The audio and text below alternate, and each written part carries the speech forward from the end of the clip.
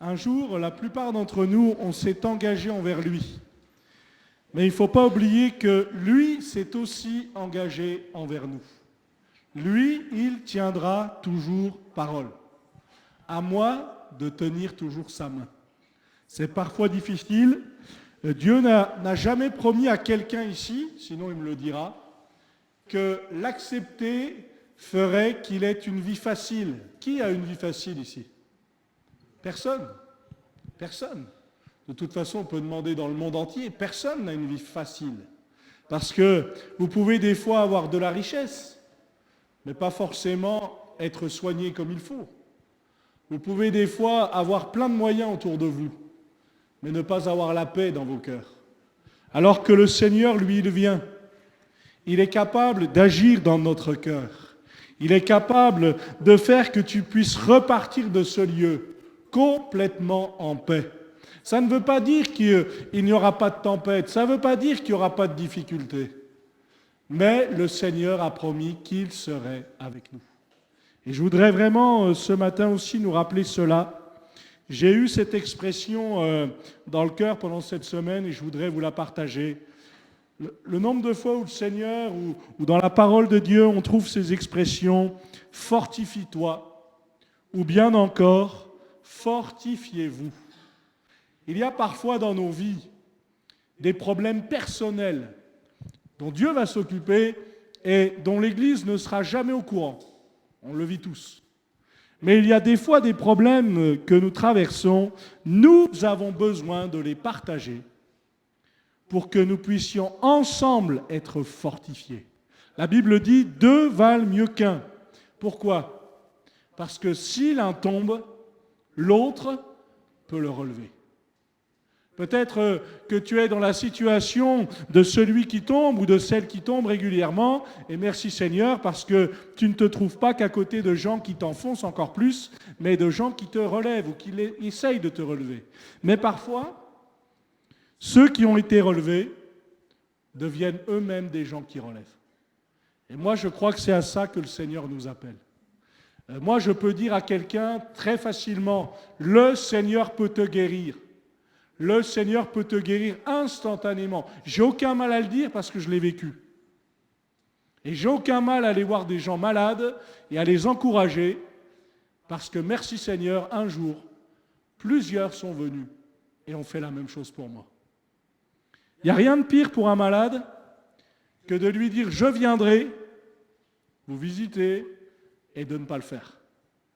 Moi, je me souviens la fois où je l'ai vécu, bon, le Seigneur a fait grâce parce que j'ai eu une autre visite à ce moment-là, mais je me souviens du sentiment, la frustration, la tristesse. Vous savez que Dieu ne vous oubliera jamais. On peut être oublié de tous ici, on peut être oublié de chacun d'entre nous, mais pas de Dieu. Dieu nous connaît parfaitement. Lisez avec moi des premiers passages dans Deutéronome chapitre 31. On va lire quelques versets. Bien sûr, je ne prétends pas ce matin vous apprendre quelque chose pour ceux qui ont l'habitude de lire la parole de Dieu, mais simplement nous rappeler quelques points, puisque le Dieu de la Bible, c'est notre Dieu. Celui qui a fait des promesses dans l'Ancien Testament, dans le Nouveau Testament, c'est notre Dieu. Il tient toujours parole. Dans Deutéronome chapitre 31, nous lisons au verset 6, on va lire le verset 6 et le verset 7, si vous voulez l'afficher aussi, peut-être pour ceux qui n'ont pas la parole de Dieu.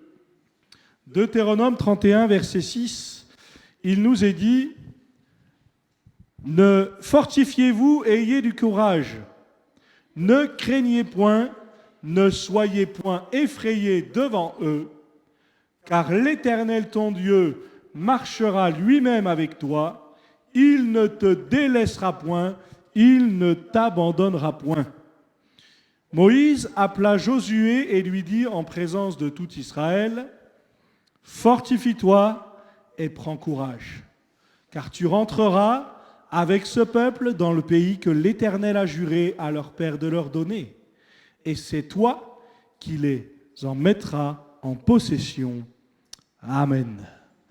Insistez premièrement sur le « fortifiez-vous et ayez du courage. J'ai besoin de me fortifier chaque jour. Je ne sais pas si ici, plusieurs prennent des vitamines, plusieurs peuvent prendre un peu des fortifiants. Parfois, ça fait du bien. Mais c'est de dire aussi comment je me nourris spirituellement. Est-ce que je me nourris de bonnes choses? Est-ce que je me nourris? Est-ce que je me nourris aussi régulièrement? Vous savez que ce n'est pas parce que vous avez la Bible chez vous que vous êtes béni. Non, c'est quand j'ouvre la parole, c'est quand je vais chercher dans la parole la bonne nourriture. La plupart d'entre nous, on a vécu ça. On lit la parole, peut-être même pendant des années, on lit le même texte, on les connaît par cœur, puis pendant un certain temps, ça ne nous parle pas. Puis d'un seul coup, à une situation donnée, à un moment donné, le texte nous parle en disant « mais c'est exactement ce que je suis en train de vivre ». C'est ça l'avantage avec la parole de Dieu, c'est qu'elle se renouvelle en nous chaque jour. Ce n'est pas simplement le fait de connaître la parole de Dieu qui fait que je suis fortifié. C'est de la mettre en pratique. Je ne veux pas simplement utiliser la méthode Coué en disant « je vais me fortifier, je vais me fortifier, je vais me fortifier ». Ça ne va rien changer. Ça dépend en qui je me confie. Est-ce que ma confiance, elle est en Dieu? Est-ce que ma confiance, elle reste en Dieu? Quand le Seigneur reviendra, la Bible dit, trouvera-t-il la foi sur la terre? Bien des fois, le Seigneur va dire à ses disciples, gens de peu de foi. Pourtant, quand vous regardez le contexte, il va leur dire ça alors qu'ils ont quand même accompli des sacrés miracles. Bien sûr, pas par leur propre force, avec la force de Dieu. Mais des fois, pour des petites choses, le Seigneur va dire, mais gens de peu de foi. Qu'est-ce que ça veut dire? Ça veut dire que parfois, on est oublieux. Les Hébreux savaient que Dieu était capable de faire de grandes choses. Ils l'avaient vu. Ils avaient vu les Égyptiens sous les plaies. Et, je tiens à le dire, les Égyptiens étaient sous les plaies. Les Hébreux étaient gardés. Mais même en sachant ça, quand ils vont aller dans le désert, à la moindre occasion, ils vont chercher à se détourner. Ils sont comme nous. Parfois, je peux dire, mais je ne vois rien venir, ou le Seigneur ne me donne pas comme je le veux, alors je peux me détourner. Bon, malheureusement, les Hébreux, ils sont tellement détournés qu'à un moment donné, ils ont tourné en rond pendant 40 ans dans le désert. Alors que le pays de la promesse était là. Au travers du témoignage que Béatrice nous a raconté ce matin, je voudrais insister sur le fait que le texte nous dit, ce qu'on a partagé ce matin, « Ton Dieu marchera lui-même avec toi ». Il n'y a pas une promesse de facilité. Il y a une promesse d'ouverture de portes que personne d'autre ne peut ouvrir. Il y a une promesse de fermeture de portes pour nous empêcher de tomber là où nous ne devons pas tomber. Mais il y a une promesse aussi de « je serai avec toi ». Je vais t'accompagner. Même si tout est contraire, même si aux yeux du monde, même si à mes yeux, rien ne peut se passer, quand le Seigneur est là, la porte peut s'ouvrir. Est-ce que je m'attends encore à ce que Dieu ouvre une porte dans ma vie ce matin? Comme je le disais, parfois je connais la parole, mais j'ai besoin de mettre en pratique. Parfois, il est plus facile d'aller voir quelqu'un et de lui dire « prends courage » que de se le dire à soi-même. Parfois, il est plus facile d'aller voir quelqu'un et de lui dire « Dieu peut te guérir » que de se le rappeler à soi-même. Pourtant, c'est ce que la parole de Dieu nous invite à faire. Oui, le Seigneur n'a pas dit « invoque-moi et je te répondrai à l'instant même à chaque fois ». Non, non, invoque-moi, je vais t'écouter et je vais te répondre au moment favorable. Combien d'entre nous, on a vécu ça, on a prié et le Seigneur est intervenu au dernier moment selon nous? C'était le dernier jour, de la dernière heure, du dernier moment, mais le Seigneur est intervenu. Et on peut témoigner tous de ça. Mais j'aimerais nous rappeler aussi que bien des fois, je ne peux même pas témoigner de ça. Et pourtant, le Seigneur est intervenu quand même. Le Seigneur m'a empêché de prendre telle direction. Le Seigneur m'a empêché d'écouter telle ou telle voix. Puis le Seigneur a permis que mon chemin se détourne un peu pour m'éviter la chute. Ça, parfois, on ne s'en est même pas rendu compte. Et pourtant, le Seigneur l'a fait. Je serai avec toi. Il dira au verset 6, puisque là, il s'adresse au peuple, fortifiez-vous et ayez du courage. Et puis le verset 7, il s'adresse à Josué personnellement. Ça, c'est important. Parce que des fois, le Seigneur a des missions collectives. Allez-y, remportez le combat. Et puis parfois, le Seigneur a des missions personnelles. Mais c'est le même Dieu. Le même Dieu qui était avec le peuple, c'est ce même Dieu qui va être avec Josué. Fortifie-toi et prends courage. Ça veut dire aussi, fais ta part. Le Seigneur va faire sa part, c'est sûr.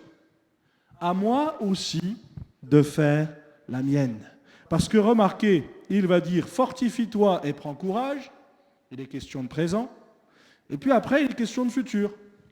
Tu entreras avec ce peuple dans le pays que l'Éternel a juré à leur père de leur donner, et c'est toi qui les mettras en possession. Tu vas entrer, mais il faut te fortifier, il faut te préparer. C'est pour ça que les Hébreux ne sont pas entrés aussi vite dans le pays promis, parce qu'ils n'étaient pas encore prêts. La chose qu'ils devaient apprendre plus que tout, et que nous devons toujours apprendre, frères et sœurs, c'est à dépendre de lui, et de lui uniquement. Quand Dieu conduit dans le désert, c'est souvent pour montrer que même s'il n'y a rien et que nous l'avons lui, on a le meilleur avec nous. C'est ça qu'il faut se rappeler. Oui, je pourrais me retrouver au milieu de beaucoup de choses, beaucoup de richesses, et pourtant être très limité. Mais quand je n'ai rien, si lui est avec moi, j'ai déjà remporté le combat. C'est ça qu'il faut que je me rappelle. Pas simplement, frères et sœurs, permettez-moi de le dire, mais pas simplement quand j'en ressens le besoin, mais à chaque instant de chaque jour. Alors que nous avons visité la grand-mère de Roxane, par la grâce de Dieu, merci Seigneur, elle est bien installée, elle est très bien là où elle est. Une des infirmières est rentrée, elle va dans la salle de bain et elle regarde le nombre de bouteilles d'eau qui est là. Elle dit, Madame Vinolo, vous avez 5 bouteilles d'eau là. Vous en remettez une 6e. Mais c'est pas bon ça. Normalement, il devrait vous en rester moins. Vous auriez dû vous hydrater beaucoup plus. Et la grand-mère de Roxane de répondre, mais moi je m'hydrate que quand j'ai soif. Et l'infirmière a dit, oui, mais des fois, nous n'avons pas conscience que nous avons besoin. Et frères et sœurs, c'est la même chose pour nous. Des fois, je n'ai pas conscience. Des fois, je n'ai pas l'impression d'en avoir besoin. Pourtant, j'en ai besoin quand même. Peut-être que d'ailleurs, on pourrait dire qu'à partir du moment où j'ai l'impression de ne pas en avoir besoin, c'est peut-être là que j'en ai le plus besoin. Je n'ai pas besoin, de facilité. On est dans un monde quand même, nous, même si c'est difficile, mais on est dans un monde de facilité. On peut se réunir librement, on peut partager ensemble la parole de Dieu librement, on peut se réunir autant de fois qu'on le veut. Et pourtant, des fois, même cette grâce-là, on la méprise. Un peu comme cet homme qui va dire à l'apôtre Paul, mais je t'entendrai là-dessus une autre fois.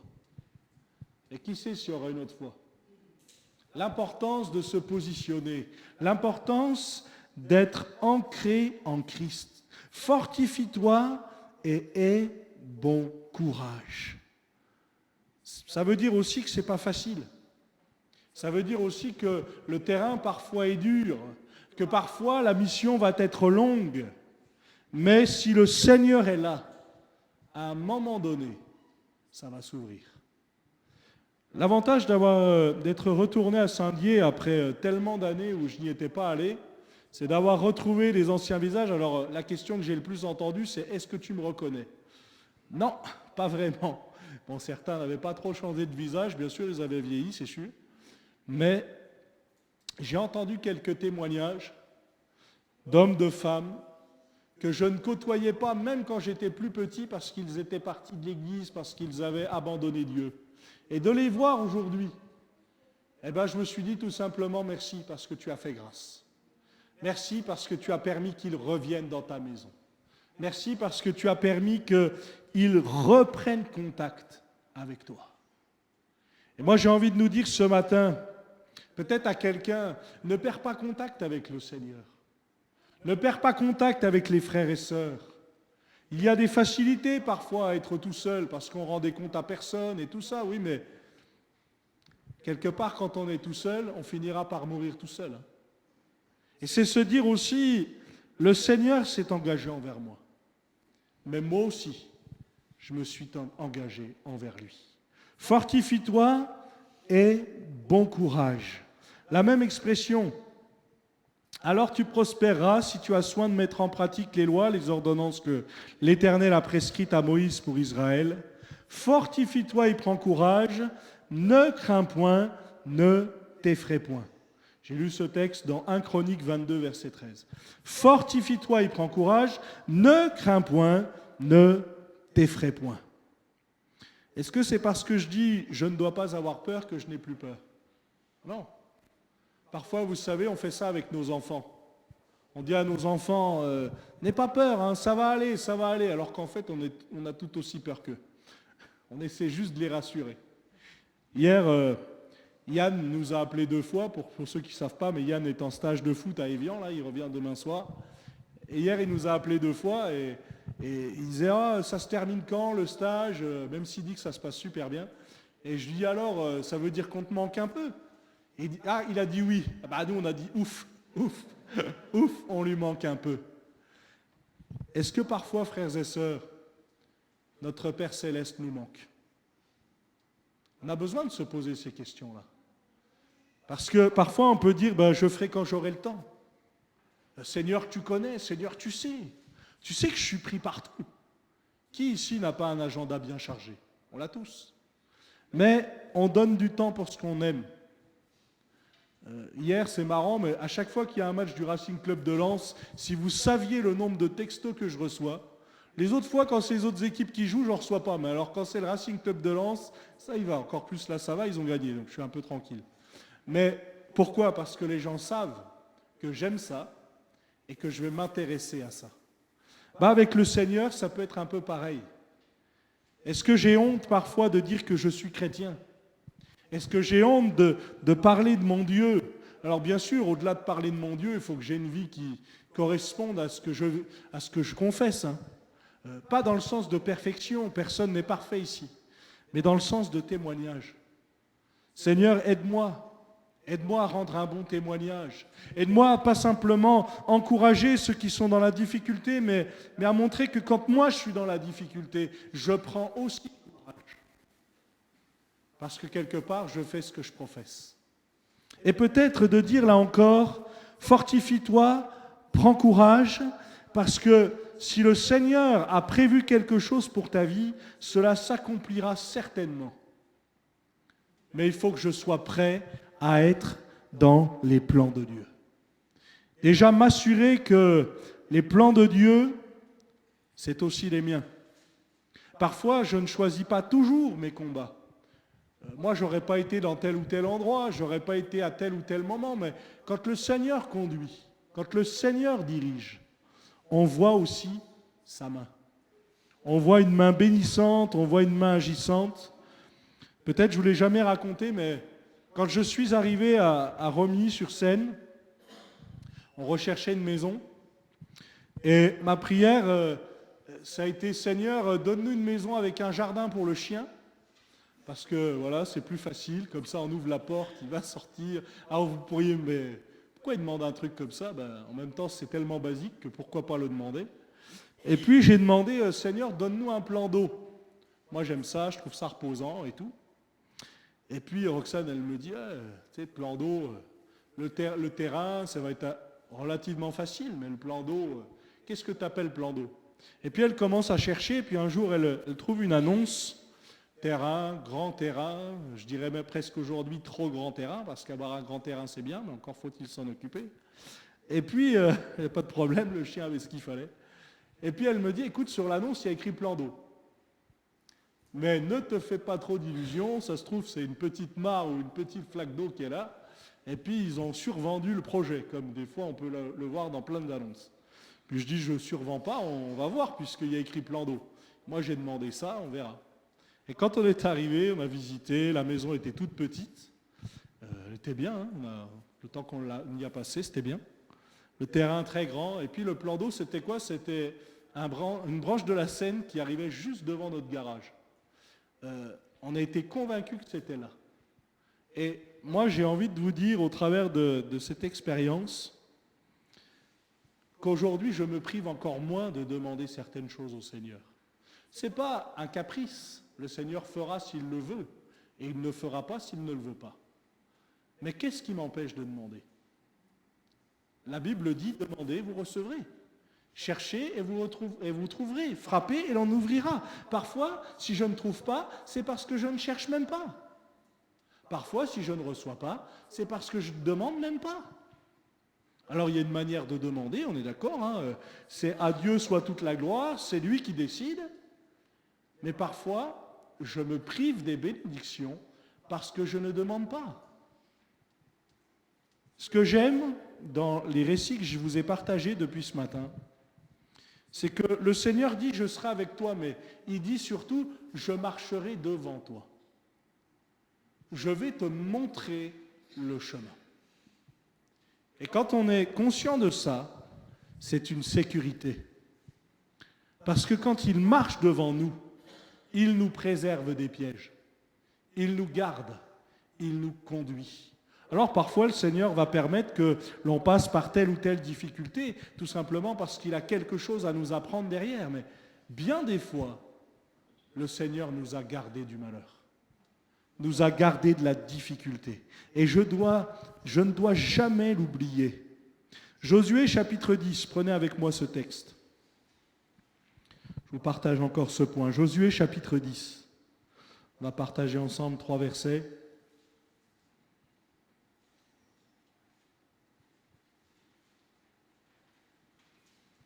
Vous savez, comme moi, ce qui a été dit à Josué, ne t'ai-je pas donné cet ordre? Fortifie-toi et prends courage.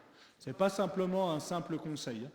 C'est un ordre qu'il faut mettre en pratique. Pourquoi? Parce que dans Josué chapitre 10, et le verset 24, eh bien, il nous est dit,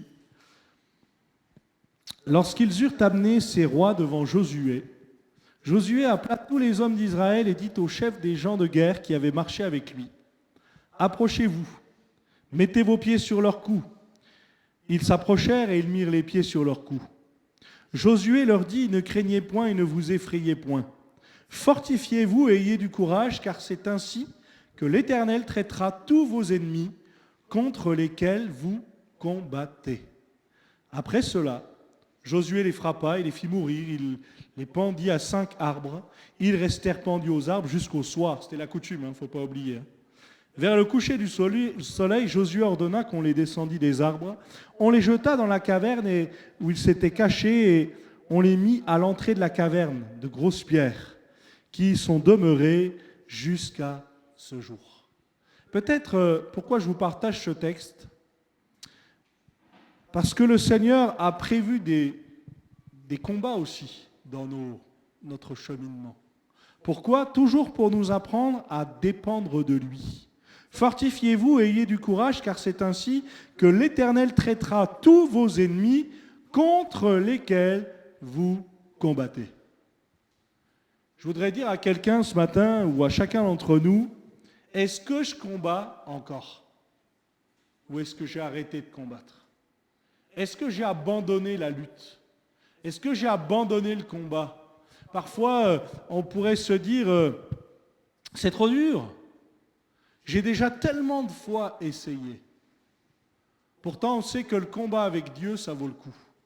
Parce qu'un jour, c'est lui qui va nous donner la victoire. Mais moi, je dois montrer ma fidélité. Ne les craignez point et ne vous effrayez point. Pourquoi? Parce que Dieu sera avec nous. Quand je considère ma vie, mais quand vous considérez la vôtre, il y a des étapes par lesquelles, si on avait choisi, on n'y serait pas passé. Il y a des endroits, on n'y serait pas allé. Il y a des maladies, on ne les aurait pas eues si on avait eu le choix. Mais on n'a pas eu le choix. Ça fait partie de la vie. Notre choix n'est pas de choisir mes problèmes ou mes épreuves. Mon choix est de savoir avec qui je les traverse. Est-ce que je les traverse avec Dieu ou est-ce que je les traverse sans lui? Parfois, j'ai un combat, je le traverse sans Dieu et parce que je ne m'en sors pas, je fais appel à lui. C'est déjà bien, mais parfois c'est trop tard. C'est mieux de dire, Seigneur, le combat arrive, sois déjà avec moi. Marche avec moi. Moi, vous savez, j'ai pris l'habitude, quand on fait un voyage, de demander au Seigneur de nous bénir pendant le voyage. Je pense que la plupart d'entre nous ont fait pareil. Mais moi, j'ai l'habitude, quand le voyage est fini, de prendre un temps de reconnaissance et de dire merci. Parce que je n'ai pas simplement à demander qu'il me garde. Quand il le fait, j'ai besoin aussi de lui dire merci. Et c'est important, ça. C'est important de savoir dire, Seigneur, on t'avait demandé de nous garder, c'est ce que tu as fait. Et on ne veut pas l'oublier. On ne veut pas oublier que dans nos marches, le Seigneur est avec nous. Alors, ce récit nous montre quoi? Josué a vaincu combien de rois? Tiens, vous savez combien de rois ont été vaincus par Josué? Est-ce que vous savez? Oh, là, ça 5, mais en tout. Là, c'est juste un exemple. 5, c'est rien du tout. Alors, vous savez, il y a combien de jours dans un mois? Comme ça, vous saurez qu'il y aura là. C'est pas 28, je vous le dis direct. 30 ou 31, en gros. 31 rois ont été vaincus par Josué et le peuple. Il y a du boulot quand même. Ils n'ont pas rien fait. 31 rois, si je fais l'exemple, un roi à combattre par jour, c'est un peu ça notre vie. Méfions-nous des temps de repos. Vous savez pourquoi je vous dis ça? Parce que quelqu'un comme David, l'homme selon le cœur de Dieu, quand il s'est reposé, c'est là qu'il est tombé. Dieu nous invite à rester sur nos gardes. Pourquoi? Parce que nous avons le diable qui rôde comme un lion rugissant, cherchant qui dévorer, ou moi j'aime bien cette version, cherchant qui se laissera dévorer. Parce que, vous savez, encore une fois, le diable ne fait pas ce qu'il veut avec chacun d'entre nous. Non, il peut nous attaquer, c'est vrai. Mais c'est Dieu qui permet aussi les choses, jusqu'à un certain point. Et vous le voyez bien, et on le voit bien dans l'histoire de Job. Mais des rois, quand vous regardez, un jour peut-être je vous prêcherai là-dessus, le nombre de rois qui a été vaincu, et puis les villes qui étaient là. Chaque ville a un nom particulier et a une définition particulière. Et c'est intéressant quand vous regardez ça parce qu'on s'aperçoit que finalement, c'était des rois que nous avons à combattre encore aujourd'hui. Parfois, c'est le roi de l'orgueil. Parfois, c'est ma nature que je dois combattre. Parfois, c'est la jalousie. Parfois, tout un tas de choses comme ça qu'on a à combattre chaque jour. Parfois, je dois combattre quoi? Je dois combattre même la guerre parce que je dois chercher la paix. Et qui veut la paix prépare la guerre. Moi, je me suis rendu compte de ce Dieu qui est capable de nous garder des combats et de nous parer des coups. Moi, je me suis rendu compte dans mon ministère que parfois, Dieu nous avertissait sur certaines choses. Non pas pour qu'on évite les choses, parfois c'est le cas, mais pour qu'on ait moins mal quand la chose arrive. Combien le Seigneur a pourvu dans nos vies? Combien le Seigneur a permis que le choc soit moins rude? Parce qu'il était là, parce qu'il nous a gardés, parce qu'il nous a protégés. Fortifie-toi et aie bon courage parce qu'il y aura encore des luttes et des combats. Mais tu dois choisir avec qui tu vas mener ces combats, contre qui tu vas mener ces combats, parce que l'apôtre Paul dira à Timothée, combat le bon combat. Ça veut dire qu'il y a des combats qu'on mène, ce n'est pas forcément des bons combats. Vous n'aurez pas à lutter contre la chair et le sang, mais contre les dominations qui sont célestes. Parfois, ça veut dire quoi? Ça veut dire que pourquoi m'inquiéter de ce qui se passe ici-bas, alors qu'en fait, le vrai problème, il est en haut. Peut-être que si je règle le problème d'en haut, le problème d'en bas va se régler aussi. Je me souviens un jour d'un conflit à Nancy, lorsque j'étais avec mon papa sous sa direction dans le ministère pastoral. Et moi, je suis allé voir mon papa dans le bureau et je dis il faut faire comme ça, il faut faire comme ça, voilà le plan. Et papa, il me dit laisse tomber, laisse faire. Je dis non, il faut faire les choses parce que ça va s'envenimer. Il me dit laisse faire, on en reparlera. Il ne m'en a pas parlé pendant X temps. Le problème s'est réglé de lui-même. Et il me dit c'est pas que ta méthode était mauvaise, c'est que c'était pas la bonne pour ce combat-là. Et j'ai beaucoup appris par ça. Parce que, moi j'aurais voulu faire rapidement, faire de cette manière, de telle manière. Et puis lui il me dit ouais mais des fois il faut faire ça. Puis des fois non. Parce qu'il y a des problèmes qui se règlent d'eux-mêmes. Parce que c'est Dieu qui va les régler. Nous on ne va pas intervenir, c'est Dieu qui va s'en occuper. Ça a été le cas pour celui-là. Mais peut-être de se dire Seigneur, tu as promis que tu seras avec moi. Si le Seigneur t'a promis ça, il va te dire parole. À toi de tenir la tienne de parole. Moi aussi, il faut que je sois avec lui. Moi aussi, il faut que j'aille de l'avant. Moi aussi, il faut que je lui fasse pleinement confiance. 1 Corinthiens 16, verset 13. Je vous partage encore un ou deux versets, mais du Nouveau Testament.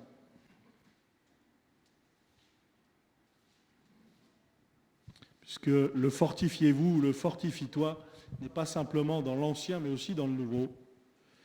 1 Corinthiens, chapitre 16, verset 13. Veillez, demeurez fermes dans la foi, soyez des hommes. Ça veut dire, pour ceux qui ne le sauraient pas, soyez quelque part des adultes. Ne soyons plus des enfants. Ça veut dire ça, soyez des hommes. Fortifiez-vous. Quand nous sommes plus petits, on nous apporte la nourriture. On la prémâche, on la prépare. Et au fur et à mesure du temps, on nous amène à une nourriture plus solide. Michel nous en parlait encore vendredi. Mais au fur et à mesure du temps, c'est à moi d'aller chercher la nourriture. Et puis, avec le temps même, on apprend la bonne nourriture et puis la moins bonne nourriture. La nourriture excellente, puis celle qui est moyenne.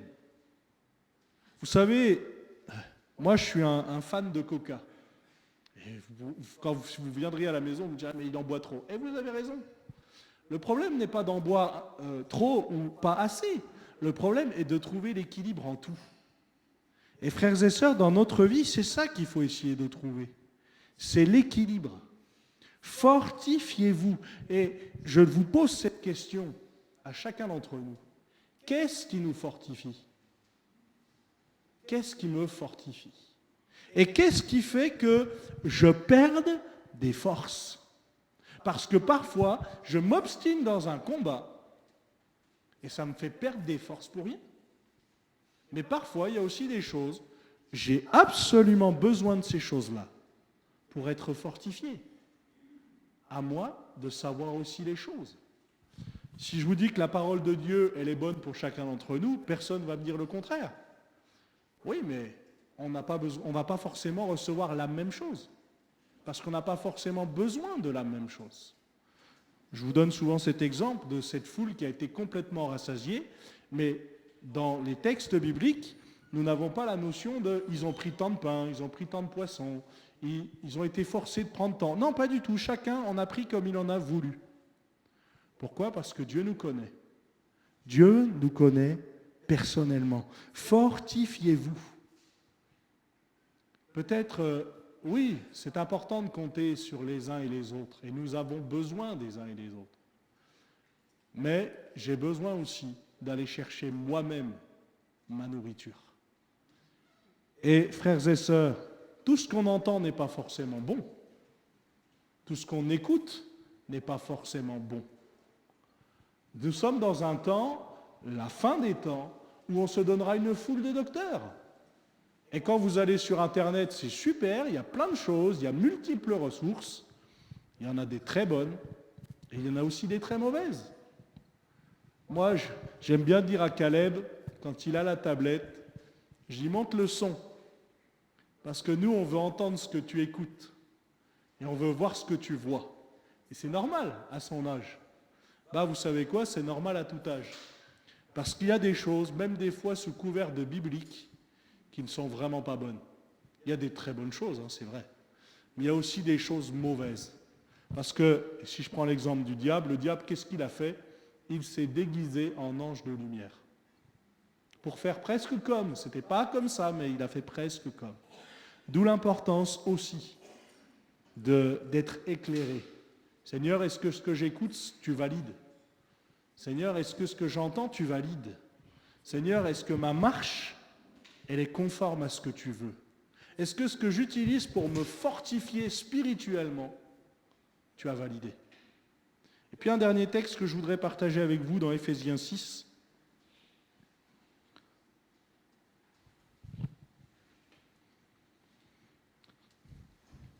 Livre de Paul aux Éphésiens. Je voudrais partager ce dernier texte avec vous.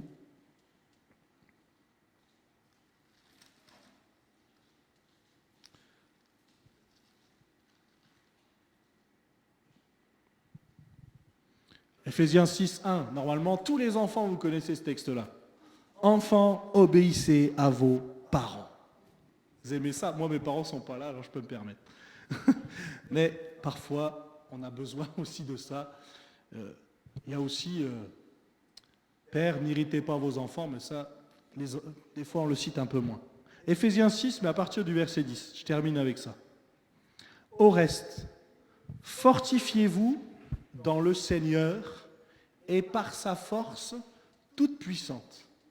Revêtez-vous de toutes les armes de Dieu afin de pouvoir tenir ferme contre les ruses du diable. Nous n'avons pas à lutter contre la chair et le sang, mais contre les dominations, contre les autorités, contre les principes de ce monde de ténèbres, contre les esprits méchants dans les lieux célestes. C'est pourquoi prenez toutes les armes de Dieu afin de pouvoir résister dans le mauvais jour et tenir ferme après avoir tout surmonté. Tenez donc ferme, ayez à vos reins la vérité pour ceinture, revêtez la cuirasse de la justice, mettez pour chaussure à vos pieds le zèle que donne l'évangile de paix, prenez par-dessus tout cela le bouclier de la foi, avec lesquels vous pourrez éteindre tous les traits enflammés du malin, prenez aussi le casque du salut, l'épée de l'esprit, qui est la parole de Dieu, faites en tout temps par l'esprit toutes sortes de prières et de supplications. Veillez à cela avec une entière persévérance et priez pour tous les saints. Parfois, quand on partage ce texte sur l'armure du croyant, on s'arrête au verset 17. Moi, j'aime bien rajouter le verset 18, parce que la prière est une sacrée arme. Et c'est aussi une arme défensive, parce que ça peut être offensif quand je l'utilise, mais ça peut être défensif aussi. Seigneur, merci pour tous les gens qui prient pour nous, pour qu'on soit gardés, protégés. Merci parce que nous aussi, on peut le faire pour nous-mêmes. Ne nous lassons pas de prier. Fortifiez-vous dans le Seigneur et par sa force toute puissante. Sa force est assez grande pour s'occuper de chacun d'entre nous. Sa force est à notre disposition. La question est, est-ce que je m'en sers? Les armes sont à ma disposition. Est-ce que je m'en sers? Prenez toutes les armes de Dieu. Pas simplement prenez quelques-unes des armes. Prenez toutes les armes, parce qu'on en a besoin de tous. Ayez à vos reins la vérité pour ceinture. Notre Dieu est un Dieu de vérité, il veut qu'on marche dans la vérité. Mettez pour chaussure à vos pieds le zèle. Parfois je peux le perdre, le zèle. Parfois j'aime bien les nouveaux convertis parce qu'ils sont pleins de zèle, pleins de fougue. Puis moi qui suis un peu plus ancien des fois, Ah, je peux éteindre ça. À nous aussi de trouver l'équilibre, pour trouver le zèle. Le zèle de ta maison me dévore, dira Jésus. C'est important là aussi de se dire, mais j'ai aussi le combat à mener avec mes frères et mes sœurs. Prenez par-dessus tout le bouclier de la foi. Prenez aussi le casque du salut et l'épée de l'esprit. J'ai besoin de tout ça pour être fortifié. Et prenons garde, je le disais tout à l'heure, je termine avec ça, à des pensées qui pourraient me faire croire que je n'en ai plus besoin. Ça y est, moi, ça, c'est plus pour moi. Quand je commence à dire ça, c'est qu'il y a un souci. Parce que j'en aurai toujours besoin. J'aurai toujours besoin d'être puissamment fortifié, encouragé. Et vous savez, souvent, je compare, moi, nos rencontres à des rendez-vous amoureux. Quand nous sommes avec celle qu'on aime ou celui qu'on aime, si un jour vous ratez le rendez-vous, c'est pas parce que vous voyez 2 fois plus le lendemain que vous avez rattrapé le coup. Non, vous avez perdu une occasion. Et avec Dieu, c'est pareil. C'est pas parce que je me dis, là, lundi, j'ai passé que tant de temps, mais demain, promis, je te donne le double. Mais le Seigneur dit, mais moi, hier, j'avais déjà quelque chose à te donner. Et peut-être, c'est pour quelqu'un. Il est temps de repartir. Il est temps de se refortifier. Et peut-être ne pas s'attacher toujours à dire, oui, mais si je ne suis pas forte ou si je ne suis pas assez fortifié, c'est à cause d'un tel, c'est à cause d'une telle, c'est à cause des circonstances. Non, parfois c'est à cause de moi. C'est parce que moi-même, je ne suis pas allé chercher ce qu'il me fallait. Et les Hébreux avaient besoin et avaient cet ordre d'aller chercher la manne chaque jour pour être fortifiés. Comme nous avons besoin de la parole de Dieu chaque jour pour être fortifiés. On prie le Seigneur ensemble. Seigneur, on te remercie pour ta fidélité. On te remercie pour ton conseil. Merci Seigneur de ce qu'avec toi nous ne sommes jamais délaissés. Merci de ce qu'avec toi personne n'est oublié. Je te prie Seigneur de nous aider à toujours dépendre plus de toi. Merci Seigneur parce que tu as permis que nous soyons ensemble unis. Et donne-nous de garder l'unité de l'esprit. Donne-nous de travailler à cette unité. Je te prie également pour les frères et sœurs qui se sont avancés tout à l'heure pour demander la prière. Seigneur, que dans quelque temps, nous puissions avoir la joie de les entendre témoigner parce que tu seras intervenu, parce que tu auras agi. Seigneur, on sait que ce n'est pas simplement celui qui prie qui compte, ni l'endroit où on prie, mais c'est surtout à celui à qui on s'adresse. Seigneur, tu es le roi des rois, le Seigneur des seigneurs. Seigneur, manifeste-toi encore dans nos vies. Seigneur, permets que ta parole puisse être efficace dans nos vies. Merci de ce que tu es le même, hier, aujourd'hui et éternellement. Amen. Amen. Que le Seigneur vous bénisse.